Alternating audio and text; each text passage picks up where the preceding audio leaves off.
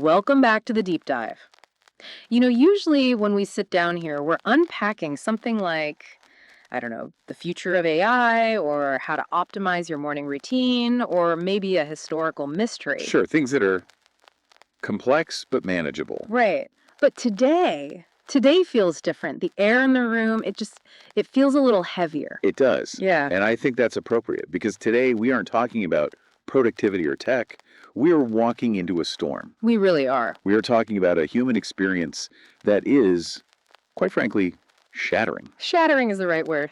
We are tackling the narcissist discard phase. And I want to be really specific right off the bat because I don't want anyone tuning out thinking, oh, this is just about a bad breakup. Right. We've all had bad breakups. We've all had that relationship where you drift apart or, you argue too much and eventually you call it quits. It hurts, but it makes sense on some level. Right.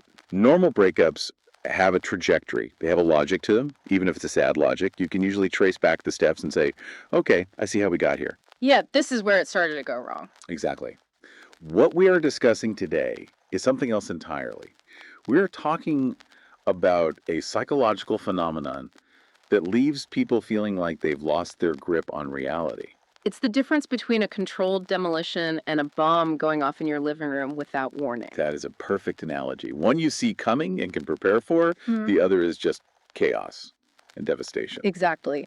And the feedback we get from listeners and, people who have been through this is always the same. It's this agonizing sense of confusion. Mhm. What just happened? Who was that person? Was any of it real?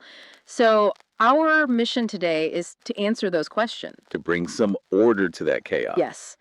We want to move you from that state of shock and confusion to a place of clarity. We want to hand you the blueprint so you can see the machinery behind the madness. And to do that, we are leaning on a really robust stack of sources today. We've combed through clinical articles from Simply Psychology, therapeutic guidelines from Choosing Therapy, and we're pulling in specific insights from mental health experts like Anna Drescher and Haley Shafir. So these aren't just blog posts or, opinion pieces. No, absolutely not. Yeah. This is important. These are grounded in the clinical understanding of narcissistic personality disorder, or NPD. So we're going to be using some terms today, things like supply, object constancy, splitting. And we'll break all of those down. We're going to break them all down so they make sense in the real world in terms of what it actually feels like to experience this. Okay, so let's start at the very beginning, or I guess the very end. How are we defining the discard? Because the sources make it crystal clear that this isn't just getting dumped. No, the discard is specifically the final phase of the narcissistic love pattern. Clinical definitions describe it as an abrupt ending where the narcissist cuts off a partner who was once a source of what's called narcissistic supply. Okay, narcissistic supply. We're going to come back to that one for sure. We have to. But if you just stick to that dictionary definition, you miss the emotional violence of it. The violence is in the vibe, right? The feeling of it. It is. It's all in the vibe. The sources describe it as cold indifference. It is rarely peaceful. It is rarely gentle. It is almost always sudden. You go from being the most important person in their life to being nothing, less than nothing. Like a stranger. Worse than a stranger. You don't have contempt for a stranger. Here, there's often contempt.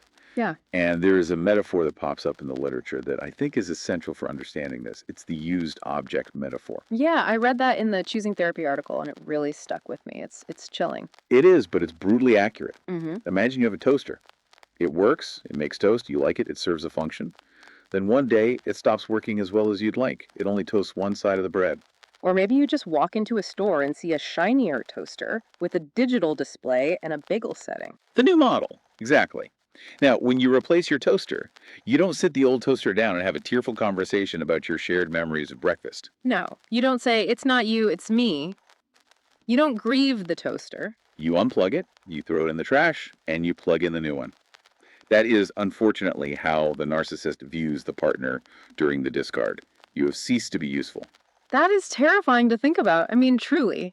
To think that you could be in a relationship with someone, sharing a bed, sharing secrets, planning a future, and to them, on a fundamental level, you are an appliance. An appliance that is no longer performing to spec. It explains why the transition is so jarring. You go from being the love of their life to being treated like you don't even exist. Yeah. Because once the object is no longer useful, the attachment, which was never real in the first place, just evaporates. And that jarring transition, that whiplash, is why we can't just talk about the end. To really understand the discard, we have to zoom out. We have to look at the context. The sources talk about the cycle of abuse. Right. The discard isn't an isolated event. It doesn't happen in a vacuum. It's the inevitable conclusion to a specific script. If you're in a relationship with someone with NPD, you are unknowingly an actor in a 3-act, sometimes 4-act play. A play where you don't even know you have a script. You don't know the script, you don't know the director is also the lead actor, and you don't know the ending is tragic for you. So let's walk through the script, because I bet a lot of listeners are going to recognize these stages. It's going to click for them. I think so. Stage 1 is the idealization phase. This is often called love bombing. Oh, the love bombing. This is the hook. This is the part that makes the rest of it so confusing. It's the drug. This is where they shower you with praise, affection, gifts, and intense, overwhelming attention. But it's more than just being nice. The sources talk about mirroring. Mirroring. Okay, what does that look like in practice? It's uncanny. They find out what you like, what you dream about, what your deepest insecurities are, and they reflect a perfect solution back to you. So if I say, I've always felt misunderstood, they say. I'm the only one who understands you. Or, I feel like I've known you my whole life. They become a perfect mirror of your unmet needs.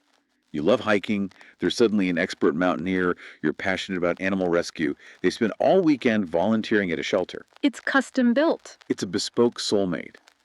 They say, we are soulmates. I've never felt this way about anyone before. It moves very, very fast. And the tragedy is, for the victim, for you, it feels like you've finally been seen. It feels like magic. It feels like a miracle. But for the narcissist, it's about securing the supply. They are hooking you. They are getting you addicted to that feeling. It's the too good to be true phase, but it feels so real. It feels hyper real. That's the trap. Then after some time comes stage 2, devaluation. The mask slips. The shine wears off. It's And it starts subtly. The criticism begins. The gaslighting begins. Maybe they make a little joke about your weight in front of friends. Maybe they start comparing you to an ex. Or maybe they just withdraw affection randomly, leaving you confused. The dynamic shifts from you are perfect to you're disappointing me. And because you experience that incredible high of stage 1, you spend all of stage 2 trying to get it back. That's the key. You are chasing the dragon. You think, if I just try harder, if I just stop complaining, if I'm just a little quieter, a little more exciting, or a little less needy, then they'll look at me like they did in the beginning. You're constantly auditioning for a role you thought you already had. Every single day. You are auditing for the role of partner every single day. And then inevitably, because you can never be perfect enough to fill that void in them, we hit stage 3, the discard. The abrupt stop. The relationship is terminated, usually without remorse, and with that Cole's indifference we talked about. It's just over. Right. And just to flag it for later, because it is a huge part of the pattern, there's often a stage 4 called hoovering. Right, like the vacuum cleaner. Exactly. Where they try to suck you back in to repeat the whole cycle all over again. Yeah. But for now, let's focus on the discard. That moment, the transaction ends. You use that word transaction. The sources emphasize the transactional nature of these relationships. That feels like such a cold, clinical word for romance. It is cold, but it's accurate for the pathology of NPD. The sources describe these relationships as strategic and one-sided. The narcissist prioritizes their needs, their feelings, and their image entirely over the partners. So it's not we are building a life together. It's what can you do for me right now? It is resource management. Yeah. I give you charm. And the feeling of being special, you give me validation and admiration. I give you the title of boyfriend, girlfriend, you give me money or sex or status or a place to live. It's a cost-benefit analysis. Constantly. And when that transaction no longer benefits them, when the cost of dealing with your human emotions outweighs the gain of your adoration, they terminate the contract. Coldly. It's business. Bad, unethical business. To them, yes. And that's why the discard is so profoundly confusing to the victim. The victim is operating on an emotional logic. We love each other, we have a history, we work through things. This is a rough patch. We can fix this. Yeah. The narcissist is operating on a transactional logic. This asset is depreciating. It's no longer providing a return on investment. Time to liquidate. Wow. Okay, so that's the context, the cycle, the transactional nature of it all. Let's get into the anatomy of the thing. What does the discard actually look like in real time? Because the sources emphasize how sudden and shocking it is. Out of nowhere is the phrase that comes up constantly. The sources give this chilling example. Things might seem fine on Tuesday. Maybe you're planning a weekend trip, you're talking about which hotel to book. So future planning, it seems secure. Exactly. It seems like you're on solid ground. Then, on Wednesday, they notice something insignificant. The example given is how you tie your shoes or how you answer the phone, and they decide to leave. Wait. Literally how you tie your shoes. That sounds absurd. It sounds like a made up reason. It is a made up reason. It sounds absurd to a neurotypical person because our brains don't work that way. But for them, it's not actually about the shoes. The shoes are just the final flimsy excuse. It's about two things happening internally: impulsivity and a lack of what's called object constancy. Okay, object constancy. I heard that term thrown around. Can we unpack that? It sounds very clinical. It's a crucial concept from developmental psychology. In simple terms, object constancy is the ability to understand that a relationship is stable and that love exists even when you aren't feeling positive feelings right now. So, like, if my partner and I have a fight, I might be angry, I might want some space, but deep down, I don't forget that I love them. I don't forget all the good times. Exactly. The love is the container. Even if the contents are shaken up at that moment, the relationship is a whole with good parts and bad parts. Narcissists often lack this. They experience splitting, All good or all bad. all good or all bad. So if they are bored or annoyed or see a flaw in you in that specific moment, the love disappears. The history disappears. All the good memories are gone. So, in that moment, when they're annoyed at my shoelaces, In that moment, you aren't my partner who has annoying shoelaces. You are just annoying object. The entire positive history of the relationship becomes inaccessible to them. so the history of the relationship doesn't protect you at all. The years you've put in, the things you've gone through. No. In Hmm. fact, sometimes it works against you because you become familiar, and familiarity breeds contempt for them. Hmm. They live entirely in the present emotion. If the present emotion is boredom or disgust, they act on it immediately. That's the impulsivity. That's the impulsivity. They pull the ripcord because they don't have the emotional maturity or the psychological wiring to ride out a lull or work through a conflict. That is terrifying because you can't prepare for it. There's no way to safeguard against it. You're carefully building this foundation brick by brick, and they're holding a sledgehammer they might swing just because they're bored on a Wednesday afternoon. And when they swing it, the temperature drops instantly. This is what the sources call the ice cold turn. It's an emotional detachment that borders on dissociation. They become aloof, they become apathetic. It's like a switch flips. This is where the stonewalling comes in, right? Yes. Stonewalling is a key tactic. It's a complete refusal to communicate. You're pleading for an explanation, you're crying, you're trying to understand what happened between Tuesday and Wednesday, and they give you nothing. It's a blank stare. A blank stare, or they physically leave the room, or they ghost you entirely, block your number, disappear. The sources mention that any physical and emotional attempts to connect are just brushed off, pushed away. It's like talking to a wall that just yesterday was telling you it loved you. And it's often not just silence. The discard phase is when there's an escalation of abuse.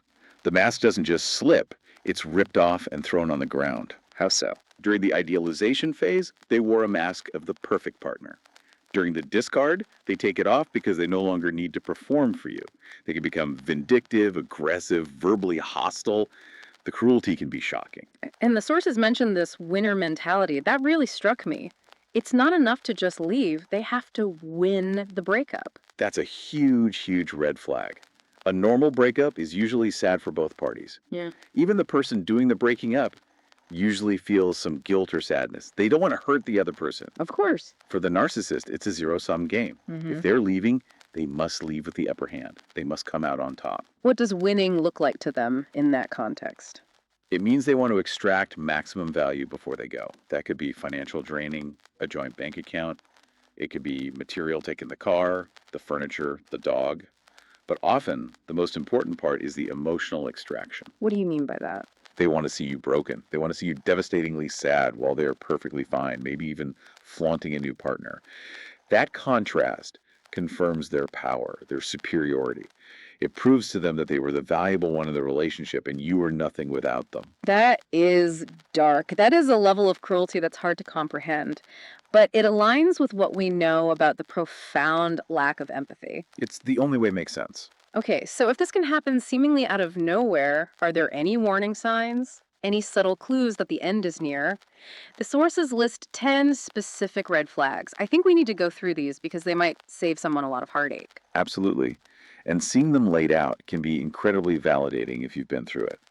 The sources categorize these into behavioral shifts and interpersonal tactics.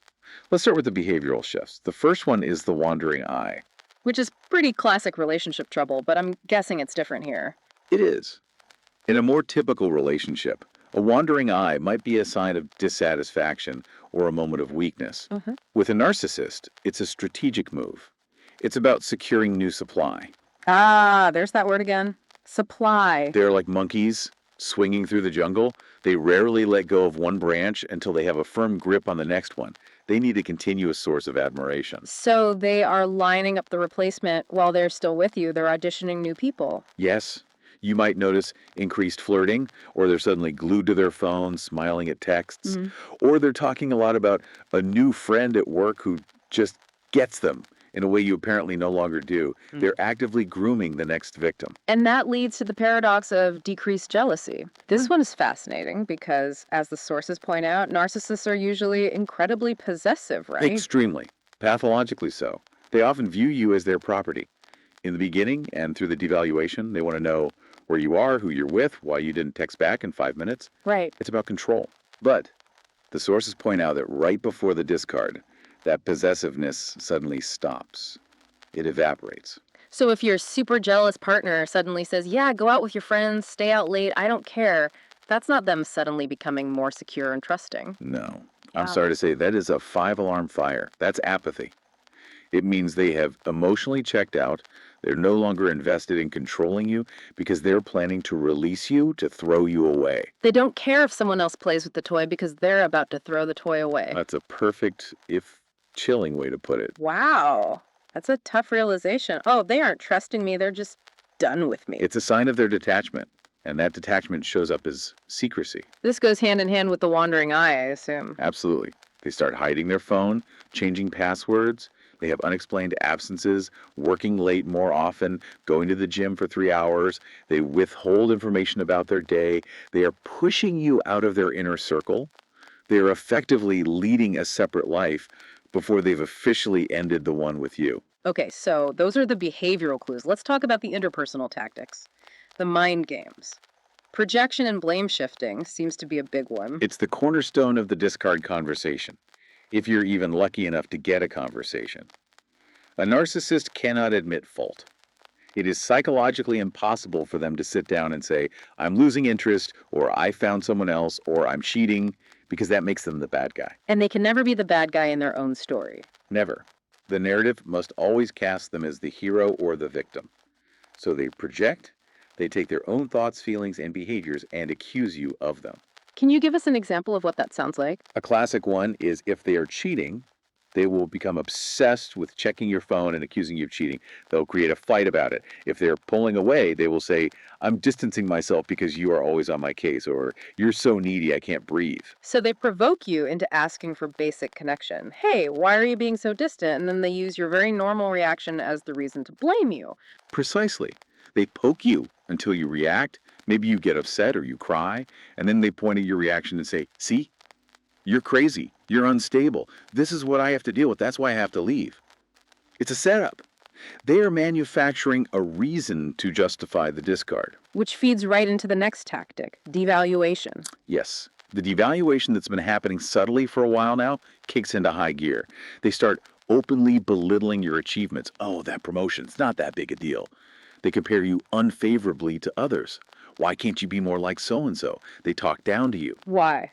What's the goal of that? They are actively lowering your self-esteem. They're chipping away at your confidence so that when they leave, you feel like you deserved it. You're left thinking, of course they left me, I'm a mess. It absolves them of guilt. And then they go tell everyone else a completely different story, rewriting history. This is the smear campaign.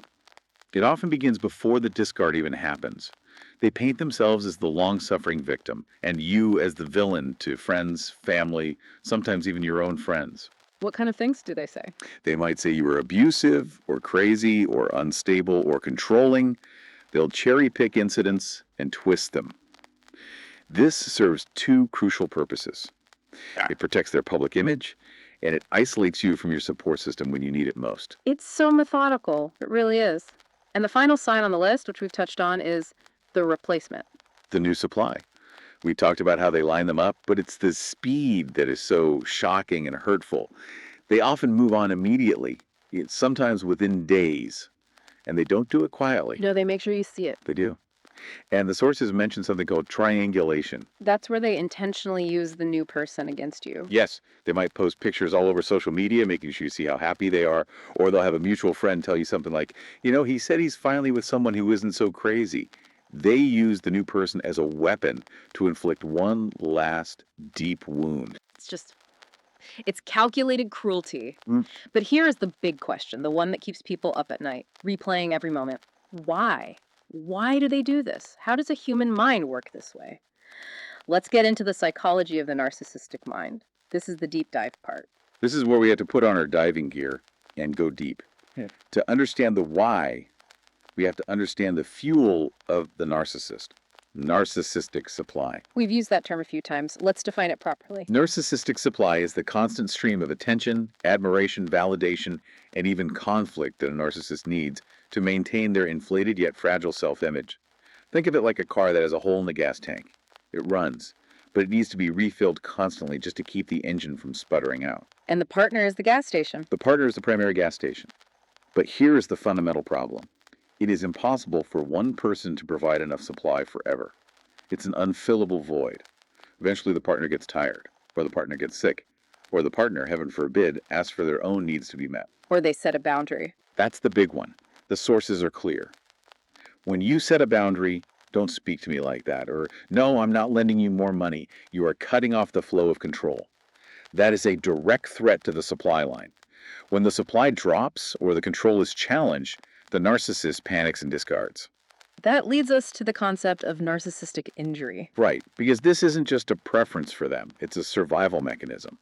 Despite the grandiosity, despite the I am the best attitude, the narcissist has an incredibly fragile ego. Deep down, there is a profound, terrifying fear of exposure or criticism. So if you challenge them, even slightly, if you say, hey, I don't think that's what happened. That is a trigger, a massive trigger. You are challenging their superiority. You are challenging their version of reality. That causes a narcissistic injury, which feels to them like an existential threat. To protect their ego, they react with rage. And the ultimate protection, the ultimate defense, is to discard the source of the injury. You criticize me, you're gone. I will replace you with someone who claps for me. It's a defense mechanism on steroids. It is. And then there is the simpler but just as powerful factor of boredom and novelty. The sources describe a high need for stimulation. Narcissists have very short attention spans when it comes to relationships. Shiny object syndrome. Exactly. If the relationship settles into a comfortable, stable routine, which is the goal for most healthy people, the narcissist feels bored. It feels like death to them. And because they lack object constancy, if it isn't exciting and new right now, it feels worthless. That explains the shoe tying thing. It wasn't about the shoes, it was about the boredom of seeing the same shoes every day. I'm bored looking at you, so I'm done with you. Sadly, yes, it can be that superficial. But there is one more psychological driver that I think is the most insightful part of the source material, and it's the one that's hardest to see from the outside. The role of shame. Shame. They seem so shameless. They seem so arrogant and full of pride. That's the facade. That is the armor. The sources and many clinicians argue that it is a deep, toxic shame, not pride, that often fuels the narcissist. They have these deep-seated feelings of inadequacy and worthlessness. So the whole grandiosity thing is a cover-up. It's a massive overcompensation. And when they are in a long-term relationship, eventually the partner gets close. The partner sees behind the curtain. The partner sees the insecurity. The partner sees the messy parts, the fears, the failures. And that exposure is intolerable for them. It's terrifying. Being truly known is dangerous for a narcissist because they carry this core belief that if you see the real them, the flawed person behind the mask, you will reject them. So to prevent that ultimate wound, they reject you first. It's a preemptive strike. They run away to hide. They run away to find someone new who only sees the mask, who doesn't know the truth yet. They discard you because you know too much. You are a mirror reflecting their imperfections back at them, so they have to break the mirror. That is profoundly sad. It doesn't excuse the abuse for a second, but it explains the desperate mechanism behind it. It's fear. It is a profound and terrified fear, and it's processed through a defense mechanism we mentioned earlier, splitting. We have to talk more about splitting. Black and white thing. All or nothing. People are either all good and perfect, which is the idealization phase, or they are all bad and worthless, which is the devaluation and discard. There is no gray area. There is no, my partner is a good person who made a mistake and hurt my feelings. It's just, you are now a bad person. You are now the enemy. Once a mistake is made, or the newness wears off, or they feel that shame, you are painted black. And once you're painted black, can they recall your good qualities? Can they remember the love? That's the scary part. The cognitive distortion is so strong that they essentially rewrite their own memory to align with their current feeling. You were never good. The relationship was always a problem. You were always terrible. That's how they justify the cruelty of the discard to themselves. So they're not just lying to you, they're lying to themselves. They are living in their revised reality. They don't feel bad about hurting you because, in their mind at that moment, you are a villain who deserves it. So when you're sitting there in the aftermath thinking, don't they remember the vacation we took? Don't they remember how I took care of them when they were sick? The answer is effectively no. In that moment of splitting, those memories are either completely inaccessible or they're twisted to fit the you are bad narrative. You only took care of me to control me. That vacation was ruined because you were so needy. That is hard to wrap your head around, but it explains why reasoning with them is impossible. You can't use facts and history to reason with a delusion. Correct. You are trying to use logic in a realm of pure, distorted emotion and psychological defense. It will never work. So the discard happens, you're devastated, they're gone. But are they? Let's talk about the aftermath, because one of the most common questions people ask is, do they think about me? The sources say yes, but not in the way you hope. They aren't sitting around missing your laugh or your kindness. They aren't wistfully looking at old photos and regretting the loss. They aren't listening to sad songs and crying. No. When they think of you, it is likely with disdain or as a justification for their own narrative. Because of splitting, they have to continue to view the ex-partner as crazy or abusive to validate their decision to leave. They are reinforcing their own victimhood. But then why do they come back? This is the hoovering phase. If they think I'm so terrible, why are they texting me happy birthday 3 months later out of the blue? This is the most confusing and cruel part for victims. They return not out of love, but because they need supply. Maybe the new relationship didn't work out as planned. Maybe the new supply isn't as compliant. Maybe they're just bored and need an ego boost. So it's not about you as a person, it's about what you can give them. It's a resource grab. Exactly. They want to check if they still have control over you. Think of it like jiggling a door handle to see if it's still unlocked. Can I still get a reaction? Can I still get in? It's a temperature check. Are they still on the hook? Precisely. And the danger is that they may reappear weeks, months, or even years later, acting as if nothing happened. A simple, hey stranger text. No apology, no accountability, just testing the waters to see if they can start the cycle again. And if you do run into them, or if you have to interact with them post-discard, maybe you work together or share kids or have mutual friends, what can you expect? The sources lay out a few possibilities. Expect indifference. That's the most common and often the most painful. They act like you never mattered. They look right through you or give you a polite, distant nod. The ultimate invalidation. Yes. Or expect the smear campaign to continue. They might spread rumors. And if they see you are doing well, if you look happy, they might feel anger and resentment and try to sabotage you. Your happiness is a narcissistic injury to them. Or, terrifyingly, idealization again. Yes. If they want you back, if their other supply sources have dried up, they will turn the charm back on. You'll get floods of false apologies. I made a huge mistake. I've changed. You're the only one who ever understood me. It's a trap. It's a trap to restart the cycle. And the sources are very clear. If you go back the second time around, the cycle happens much faster. The devaluation begins almost immediately because they already hold you in contempt for coming back. It's a carousel of misery. So how do we get off? How do we heal from something this psychologically damaging? Because the sources validate that this causes real significant trauma. It absolutely does. This is not something you just get over. The sources list the emotional impact. Shock, confusion, profound grief.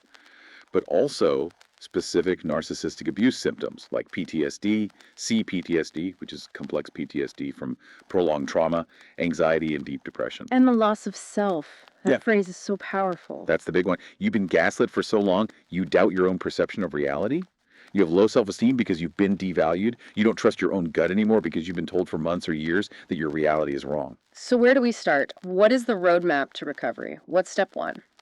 The first step and the hardest is radical acceptance. Which is so much easier said than done. It is incredibly hard. It takes time. But you have to work to acknowledge the reality. It wasn't your fault.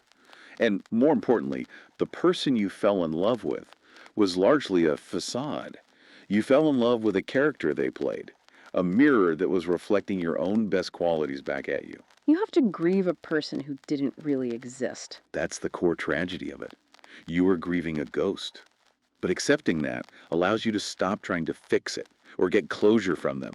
You cannot fix a pathology. You cannot love them into wellness. And to stop trying to fix it, you usually need to implement no contact. This is the gold standard for healing. It has to be absolute. Blocking them on social media, blocking their phone number, archiving emails, avoiding check-ins through mutual friends. And that includes looking at their social media, right? People call it pain shopping. Absolutely. That has to stop. Every time you check their Instagram to see if they look happy with the new partner, you are re-traumatizing yourself. You're reopening the wound. You're feeding the addiction to the trauma bond. It really is an addiction, isn't it? The cycle of high and low, idealization, and devaluation creates a chemical dependency in the brain. It is. A trauma bond is a very real biochemical state. So you have to treat it like a detox. You have to resist the urge to rescue them or to explain yourself one last time. Oh, that's a big one. If I just explain it better, if I write the perfect letter, they'll finally understand the pain they caused. They won't. They can't. Their entire psychological structure is built to protect them from understanding your pain is your problem, not theirs. The sources mention reframing. This is a tough one, but it seems really powerful, viewing the discard as a blessing in disguise. In the moment, it feels like a curse. It feels like you've been pushed off a cliff. But if you can zoom out and look at the trajectory, if you stayed, the abuse would have escalated. The devaluation would have gotten worse. You would have lost more of yourself, your finances, your health. So the discard, as brutal as it is the exit door opening. Exactly. You've been pushed out of a burning building. You might be singed, you might be hurt, you might have broken bones from the fall, but you are out. You are free from the fire. You just have to realize it. And to help you realize it, therapy is crucial. But the sources make a very specific, important point. Find a therapist who understands NPD and narcissistic abuse. Why is that distinction so important? Why not just any therapist? Because traditional marriage counseling or general therapy often relies on principles that are dangerous in this context, like it takes two to tango, or improving communication. Which is just an opportunity for more gaslighting. Exactly. If a well-meaning but uneducated therapist tries to see both sides or encourages you to communicate better with a narcissist, it can be profoundly re-traumatizing. It accidentally validates the abuser's narrative that you are part of the problem. Right. You can't communicate better with someone who is committed to misunderstanding you and using your words against you. You need a therapist who validates the abuse, understands the dynamics of NPD, and helps you rebuild your reality, not one who inadvertently questions it. That's such a key tip for anyone listening. And finally, self-care and education. Learning about NPD, doing exactly what you're doing right now by listening to this deep dive, is incredibly empowering. It reduces self-blame. When you understand it's a known pathology, it's their wiring, not your failure. The weight starts to lift. It shifts the blame from what's wrong with me to what happened to me. Yes, from I wasn't enough to they are incapable. And then reconnect with your support systems. The narcissist likely isolated you, so you need to rebuild those bridges back to your friends and family who love the real you. And reclaim your hobbies, the things you stopped doing because they didn't like them or because you were just too exhausted from the drama. Yes, reclaim yourself. And journaling is also mentioned repeatedly in the sources. Why is that so helpful? Because your brain will play tricks on you after you leave. It's a phenomenon called euphoric recall or abuse amnesia. You'll start to forget the bad parts and only remember the good times in the beginning. The love bombing. Yes, and you'll miss that person who never really existed. Yeah. You need to write down the reality. Write down the insults. Write down how you felt when they stonewalled you. Write down the coldness. When you start to romanticize the past, you read the journal.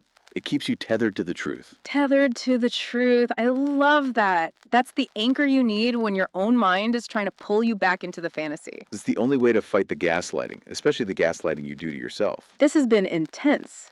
Really intense, but I feel like we've really mapped out the terrain from the beginning of the cycle to the path out of it.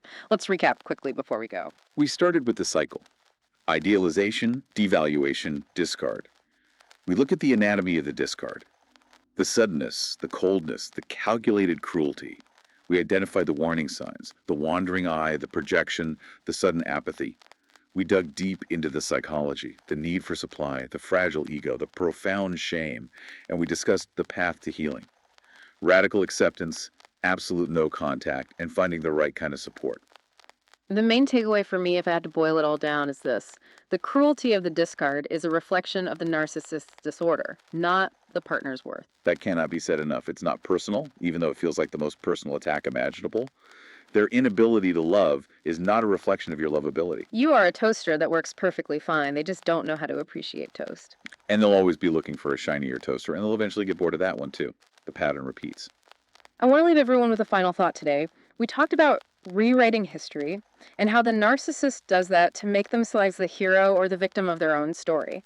All right, it's a self-preservation tactic. Well, here's the provocative thought. Consider the concept of the rewrite for yourself. The narcissist rewrites history to survive their own shame.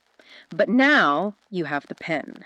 You are no longer a character in their distorted script. You are no longer an extra in their movie about themselves. I love that. You get to be the author of your own story again. The discard feels like an ending. It feels like the book has been slammed shut on you. But in the context of escaping a toxic cycle, it is actually the beginning of freedom. It's the first blank page of the rest of your life. And that page is yours, and only yours to fill. Thank you for diving deep with us today. This was a tough one, but an important one. Take care of yourselves. Goodbye, everyone.